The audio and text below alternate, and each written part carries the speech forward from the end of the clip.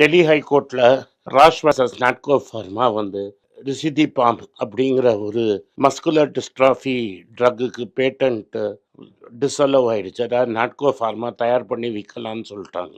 இது வந்து நாட்கோவோட challenge credible challenge.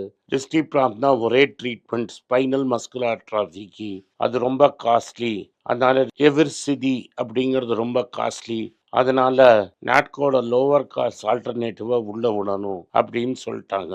Rash full trial will பண்ணாங்கன்னா நாட்கோ டேமேஜஸ் கொடுக்கணும். அது வரைக்கும் நாட்கோ எல்லா டேட்டாவும் ஹைகோர்ட்டை கொடுத்துட்டே இருக்கணும். ராஷ் வந்து இந்த பேட்டன்ட் அவங்கள்ட்ட இருக்குன்னு ஃபுல் லீகல் ப்ராசஸில் காட்டணும் அப்படின்னு கோர்ட் ஆர்டர் போட்டுடுச்சு.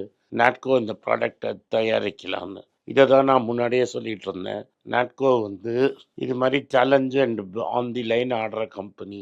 இதை பாருங்க, சில நாள் கத்தி பழத்தை வெட்டும், சில நாள் கையும் வெட்டலாம். இதுதான் நான் சொல்லிட்டே இருந்தேன்.